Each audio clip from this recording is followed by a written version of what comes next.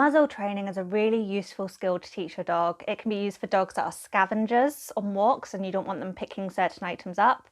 It can be used if your dog is aggressive to people or dogs. It can be used if your dog is scared of other people or dogs. I recommend it for dogs that are scared because, in my experience, people are less likely to let their dog run up to a muzzled dog or to try and interact with a muzzled dog. It can also be used if your dog struggles with handling, so going to the groomers or going to the vets. There are lots of different muzzles available on the market. You get fabric muzzles and basket muzzles. My recommendation is you get a basket muzzle. The problem with the fabric muzzles is they stop the dog from opening their mouth, which means that they can't pant. That means that there is a real risk of them overheating, especially if you're going to use the muzzle on walks. So there are lots of different brands of muzzle out there, but these are the Baskerville ones. So this is a Baskerville Ultra, and it's wider than the Baskerville Classic. So this is for breeds such as boxers. It quite often does have a strap that goes over the forehead, so that's something to take into account when training. This is the Baskerville Classic, and it's got a clip.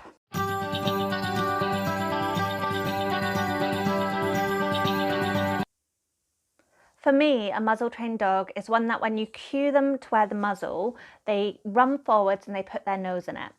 If when you put the muzzle on your dog, they seem to lose their personality, they refuse to move, they're scratching at their face or rubbing their face along the floor, or they actively avoid you trying to put the muzzle on, then they're not muzzle trained and you need to go back to basics. Find it. Good girl. So the first step of muzzle training is to create a positive association with the muzzle. If your dog has never worn one before, this might not take that long. If your dog has had a bad experience wearing a muzzle at the vets, then this might take a few weeks. So take your time and you don't move on to step 2 until your dog starts to get excited when they see the muzzle. So there's a few different ways we can do this, and I'd recommend you try all of them, because the more you can do it, the quicker the dog is going to go, oh, the muzzle's there, I'm going to get something amazing.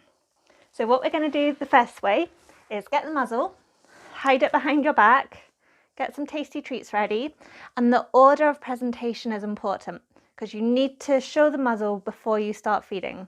So muzzle comes out and you feed. When the muzzle goes away, so do the treats. Muzzle comes out, you feed. Muzzle goes away, treats stop. So your dog starts to learn that the muzzle is a signal that they're going to get something nice. Same with their breakfast or dinner, you can do exactly the same thing. So show them the muzzle and then give them their breakfast. If they're not likely to chew the muzzle or they're not scared of it, you could always pop the muzzle down next to their food bowl, and then when they've finished, pick everything back up. If you've got a dog that's really toy motivated, then what you can do is, good girl, is show them the muzzle, throw a toy, get it. She's like, you've got food, get it. Get it. Yes, thank you. She's more food motivated than toy, but I'll do that again. Show the muzzle, throw the toy, get it. Good girl, very nice. And you know, if your dog loves tug of war, then you would show the muzzle, have a good game of tug of war with them.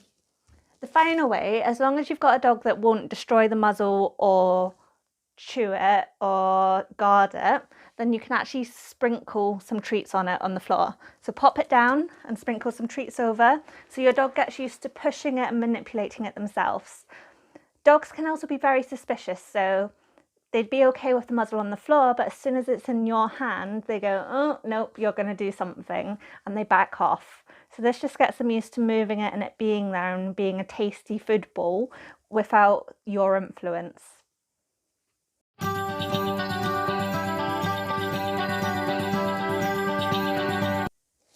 Step 2 is to get your dog to start to target the muzzle. Now, we're not going to go like this. We're not going to push the muzzle towards their face, because if you do that, they're going to go, whoa, get off me. What we're going to do is we're going to offer them the end of the muzzle.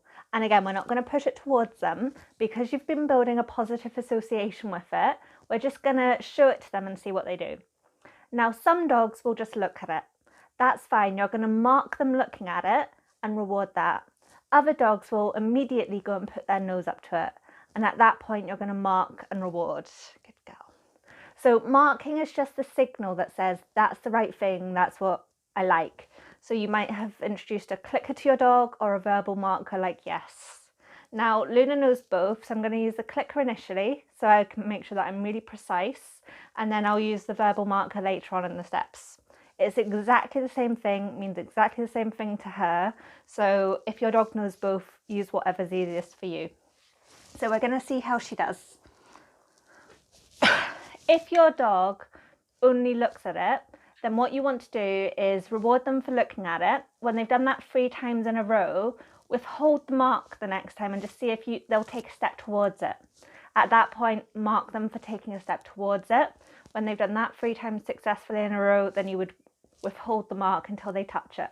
But see how your dog does. So I'm ready. And it doesn't matter I don't have food in my hands because the marker means I can mark and then get a treat out.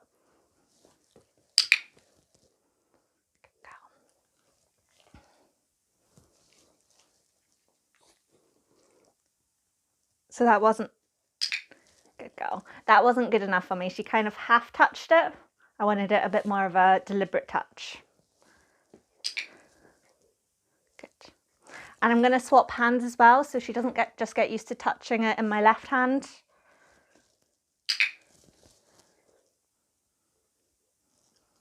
Good girl.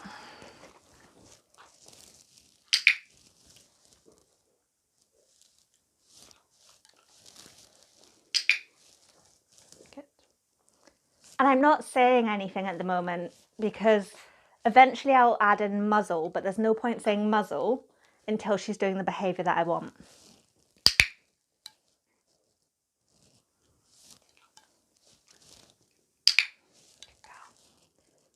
So you can move on from step 2 when your dog is actively going and touching the muzzle and then moving towards it. So if you can put it at a distance and they walk and they touch it and they've done that successfully 3 times in a row, then you can move on to the next step.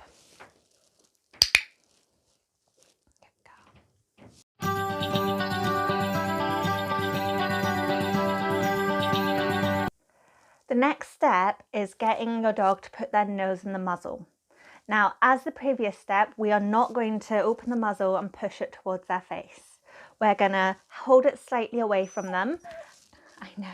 Hold it slightly away from them, and they should come and put their nose in themselves. If they don't, then just go back to the previous step. So what you're going to do is you're going to make sure that you hold the straps out the way.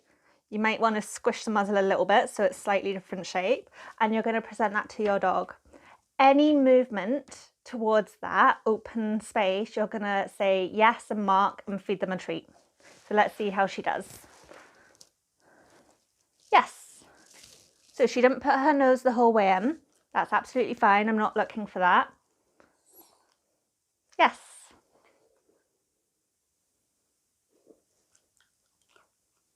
Yes. Yes. Good. And what I want to do is I want to make sure I mark her before she pulls her head out herself. So sometimes it can be helpful, yes, to actually move the muzzle away from them and get them used to it. So because she's sitting, I want her standing. I'm going to throw a treat away, hold the muzzle out.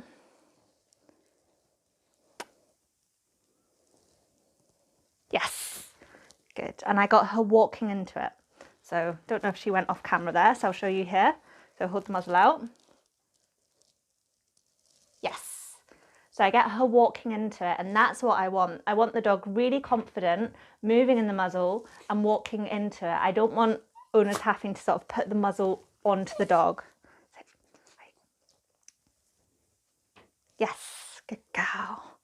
And you can use the marker to build up duration slowly because you just withhold it slightly. Ready? Yes, very nice, good girl. So keep going with the step, and just gradually what you want is your dog to put their nose in further. Yes. And I will say this muzzle is not a perfect fit for her. It's just one that I had lying around the house.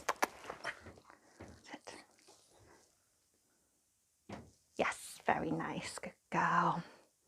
So move on to the next stage when your dog can successfully put their nose in the muzzle when you present the muzzle at a little distance.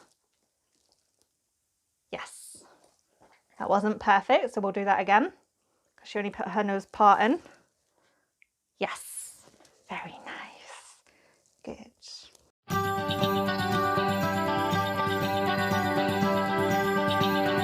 When your dog is successfully putting their nose in the muzzle every time, then you can start to add in the verbal cue muzzle. So the way that you do this is you go muzzle and present the muzzle, and then you still mark and reward them, but it just means that every time before you present the muzzle, you say the word. So they get the idea that that word is going to predict them putting their nose in their muzzle. So let's see what that looks like. So make sure that you've got the straps out the way. Muzzle. I'm not rewarding that because that was lazy. So because she's lying down, I'll just throw a treat away to reset and do it again. Ready? Muzzle. Yes. Good girl. Muzzle. Yes. The reason I'm not saying muzzle at the same time as presenting it at the moment is because then she wouldn't be listening to me. She'd literally just be looking at the muzzle. So until I think she knows what it means, I'm not going to say it at the same time. Muzzle. Yes. Muzzle. Yes. So add in the verbal cue, and then once you think your dog knows it, have a go at standing up, moving away, going muzzle, yes, and seeing if they run over and put their nose in it. Then you're ready to move on to the next step.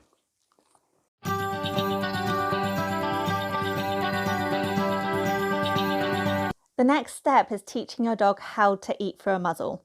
Now that might sound a little bit silly, but actually it is a skill in itself. Now, I highly recommend, if your dog has allowed it, getting squirty cheese, because it's one of the easiest things to squeeze through one of the gaps in the muzzle. Make sure that if you do get squirty cheese, you don't get the one with chives in it, because dogs aren't allowed to have chives. Not know me. So when you feed a dog through the muzzle, some have a play, because some dogs prefer if you post the treat through the side, others prefer it going through the front. So see which one your dog prefers and then practice it so they get used to it. And make sure everybody in the family is doing the same thing. Some other dogs as well, I've found that you need to hold the bottom of the muzzle and feed. It just depends on the individual dog, so have a play and see what works. So let's give it a go with Luna. Muzzle. That's because my food was out, that's fine. So I'm going to throw a treat away. Good girl. Ready? Muzzle. So she's just trying to figure it out, that's fine. Muzzle.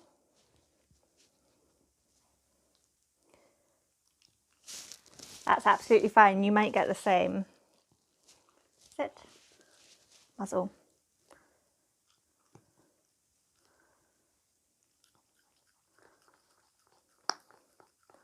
Good, so she can just about do it from the front. I'm going to remove that before she moves herself, let her lick the bit off the front. Go. And obviously any treats that your dog does get during training needs to come out of their daily allowance. Ready? Muzzle. I want to see if when it's in there, if she prefers it going in the side. So because she's actually, I don't know if you can see on the video, she's turning her head sideways in the muzzle to try and lick as if she was straight. So that says to me that she's going to prefer to be fed through the front of the muzzle. Ready? Muzzle. She's like, oh, but you normally feed me out of the muzzle. That's fine. That's why we do a session getting them used to eating in the muzzle.